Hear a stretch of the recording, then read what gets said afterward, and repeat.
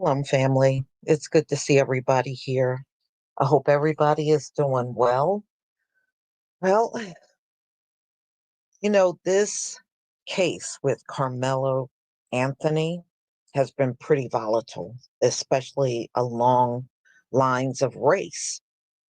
And people have been going back and forth. But, one thing I don't like is how the people that are for Austin Medcaf, they're just sitting around making up a whole bunch of things, saying that Karmelo Anthony was the same size as they were, and he's not. He's only 130 pounds, and he's clearly not 6 feet tall. And, oh, he was the aggressor. And you know what, y'all? Karmelo did not sit under that tent until he got a permission from a coach. Do y'all know that? A coach gave him permission to sit under that tent. So he didn't get under there on his own. So, it's a lot of things coming out. I'm glad. And, I did the video on Jeff Medcaf and how he really, really went after that group for using his son image, the Protect White Americans group. That group is so important that only 3 people showed up for the rally. Okay. Hardly nobody showed up for that rally. And he really dragged them for using his son's image. And also, you know, they were trying to get him to come out there so that he would be on this far right wing, alt right side, and he refused to do it. And of course, you know, this man is a grieving father, and they're on the phone calling him weak. So it's been interesting. So another interesting twist came up, and it's Daniel Penny's attorney. And he pretty much said Karmelo Anthony had every right to defend himself. So let me put this image up. If you have never seen Daniel Penny's attorney, I'm going to show him to you right now.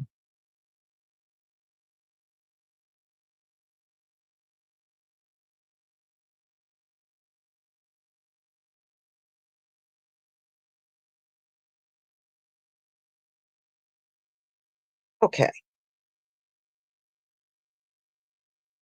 So he chimed in because he felt, and we're going to go over what he said and who he is. He's a New York attorney because somebody had said, oh, well, he should help the case. He really can't.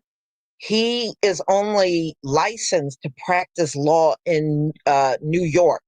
He is not licensed to practice law nationwide or in Texas. So he can't really, he can give his opinion, because he is a lawyer. But as far as him being part of the team, he really can't. All right. He's a New York attorney. So I remember seeing this man when he was representing Daniel Penny. I just didn't know who he was at the time. But he is saying that it was very unfair for people to get online and make assumptions. And he said it should not be tried online anyway. His name is Thomas Kenniff. That's his name. And he represented Daniel Penny, and you saw how he got him off. Well, I'm going to tell you what he said recently in the media. So he said, let me just get to it. He made it very clear that Kniff said he's not representing Karmelo at all. But he compared the hateful rhetoric, because it was a lot of that going on with Daniel Penny. So he compared the hateful rhetoric of Anthony's case is generating that of Penny before saying, the public. So he said too many people are prejudging Karmelo and saying he's guilty. And he's saying that is not right. So he said, and there's a lot of people in Penny's case, sadly, including elected officials who took an oath to defend the Constitution of the United States. But even those representatives had opinions about Daniel Penny. So, that happens in many cases. So Kniff supported Anthony's right to self-defense, which he argued is an inherent right. In a very general view, I agree, the New York-based attorney said. So he agrees that Karmelo Anthony had the right to use self-defense that day when he was in that stadium. So I think that the right to self-defense is an inherent right.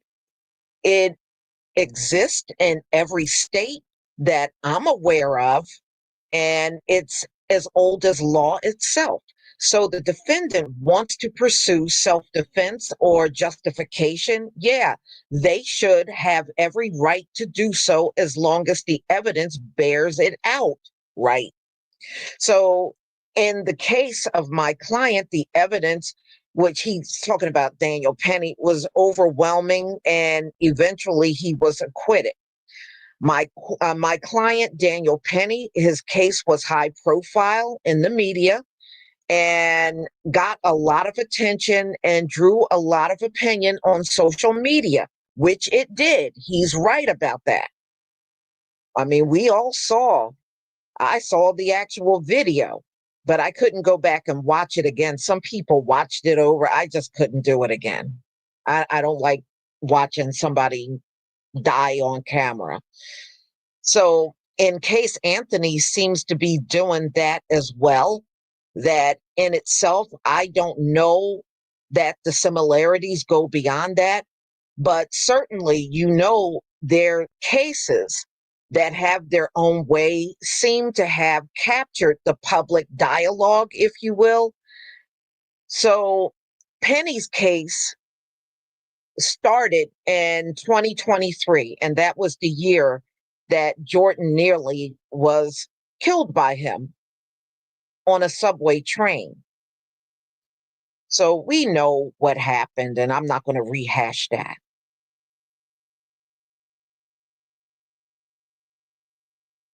So, y'all, that's pretty much what he said. Hold on, I got to pause this for 1 second. Hold on, y'all.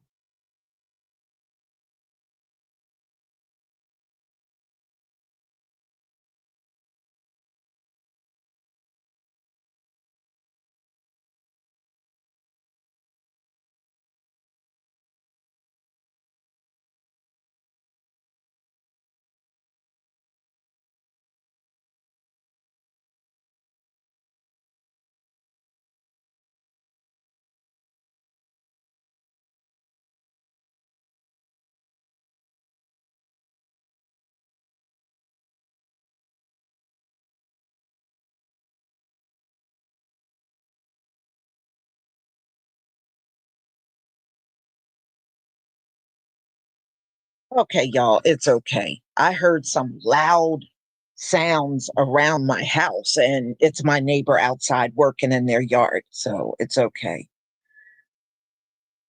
So, you know what? I think attorneys should take that position because online, a lot of people are saying,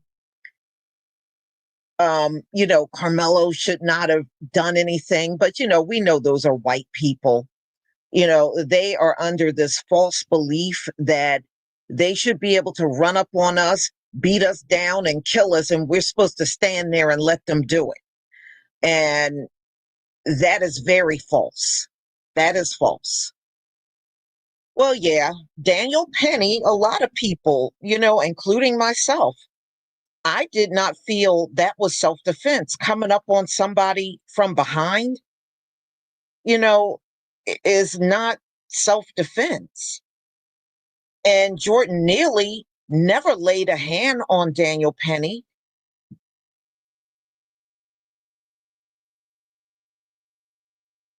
And I found that interesting.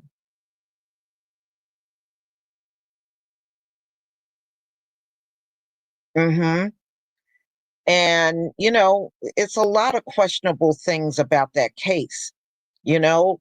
But in this country, if you are a white male and you kill one of us, then that is viewed as acceptable when it really shouldn't be at all. And why should anybody exist on this earth and not have the right to defend themselves? All these people, these are your white people, and anybody white in a case where a murder takes place and the murder victim is black, they're going to always take that white person's side because we see it all the time. We see it all the time online. It's always along racial lines. But my objection is when you say to black people, we should not defend ourselves or just sit there. No, nobody is going to do that for you. No one is going to do that for you. And you should stop expecting that to happen. Nobody is going to lay down for you. You know, I understand y'all had these rules in place during chattel slavery, but we're not in chattel slavery anymore, where you had the upper hand and the slaves just had to take it. We're not in those times anymore. But some of y'all act like we are. And for people that claim you have nothing to do with slavery, you sure believe in things that came out of slavery, like Black people should not defend themselves. Okay, you still believe in something that comes directly from it.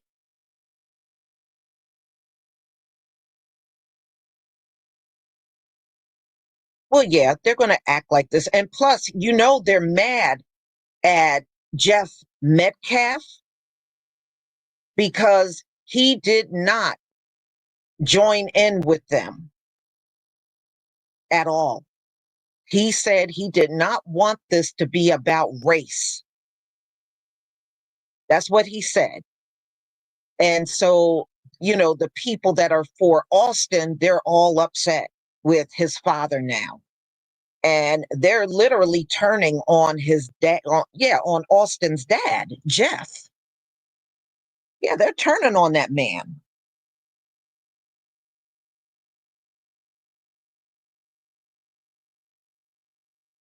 You know, and that just goes to show you how fair weather these people are. If you ain't with them all the way, they will turn on you.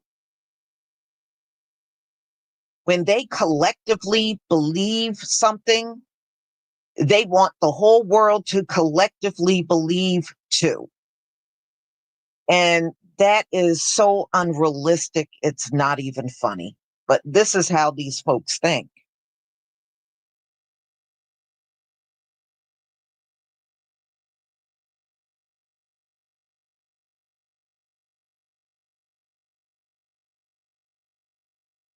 Hmm.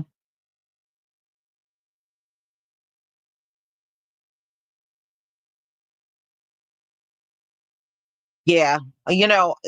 Money 2027, you're absolutely right. They were wrong for going after that man. He is grieving. It hasn't even been a month.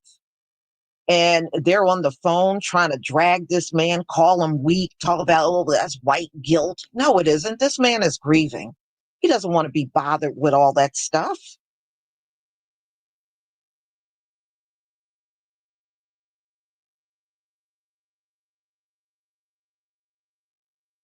Hmm.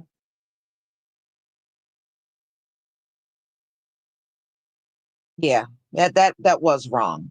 That was wrong. And having that rally was very inappropriate.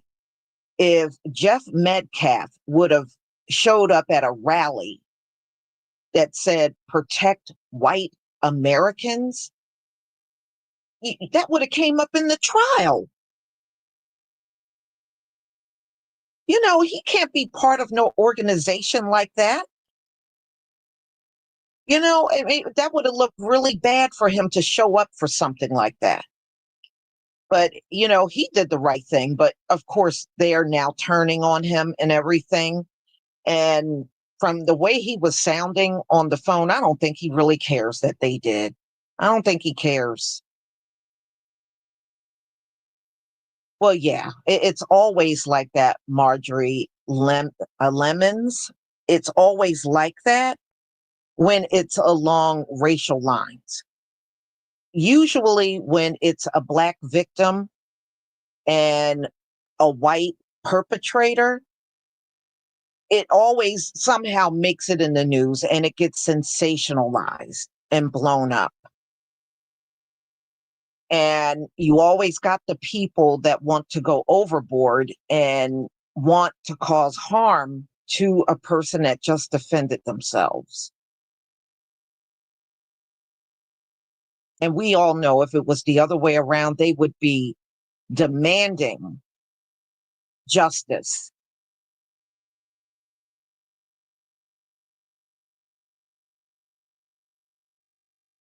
Hmm. Yeah, well, they want the system. Let me just tell you, they don't want the system to change. They want the system to remain in place where everything leans in their favor. That's the kind of system they want. And they don't want this to change at all. And you know who's helping them keep the system like that? Donald Trump.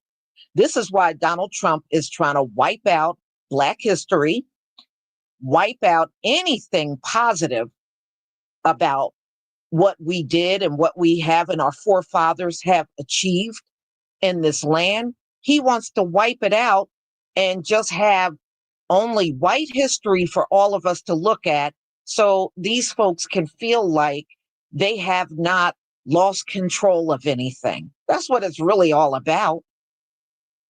They know they're losing control. They know their time is about to end. But if they can just hang on a little longer through Donald Trump, that's what they're looking to him for. And Donald Trump ain't fooling nobody. He is fooling nobody. Donald Trump only wants the presidency to keep his ass out of jail. He wants that second term because he knows the president of the United States has immunity. That is the only reason why this man wants to be in office. He don't give a damn about this country. He don't even care about the people that voted for him. You can go out there and find the video where he says, as clear as day, I don't care about you. I just want your vote. He said it right to their face. And you know what they did? When you listen to that video, they laughed. They laughed. His crowd laughed. And he was serious about that. He didn't mince his words. He was very serious when he said that to them.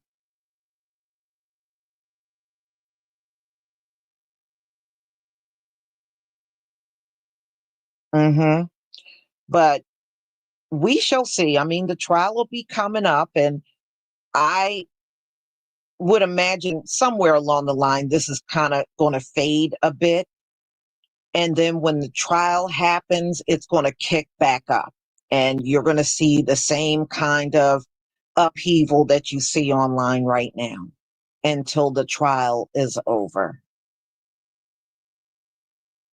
But they're still mad at the judge for reducing the bond so he could get out, and demanding that they put him back in jail. Nobody's going to put him back in jail because y'all demanded, okay? It's just not going to go down like that.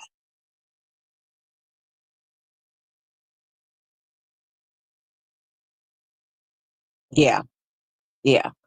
And like I said, I believe the judge saw the video. She's privy to things that we don't get to see. And after viewing that video, she made her decision. I really do, because she got to look at all the evidence and why it would be appropriate to let him out of jail. And she came to that conclusion.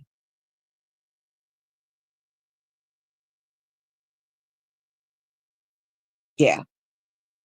So to sum it up in a nutshell, Thomas Kenniff, Daniel Penny's attorney, he agrees that Karmelo Anthony should have defended himself. He agrees with it, you know, and white people, y'all don't own self defense. That doesn't exclusively belong to you.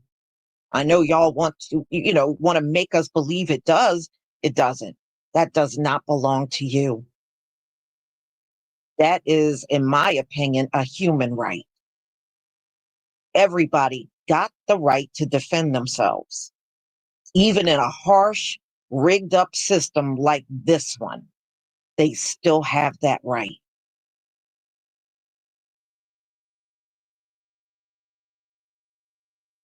RY, thank you for becoming a new channel member and thank you for your support. I deeply appreciate it.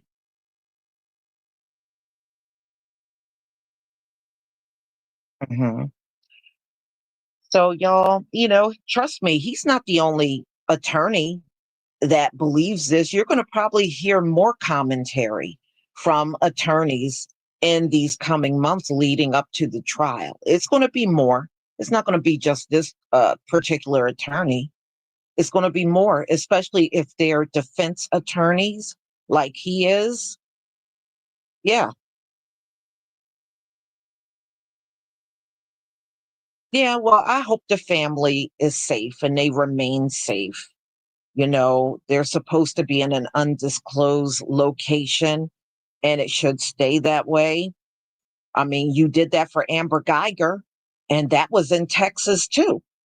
You kept her location quiet the whole time. So they should be able to do that for Carmelo Anthony's family.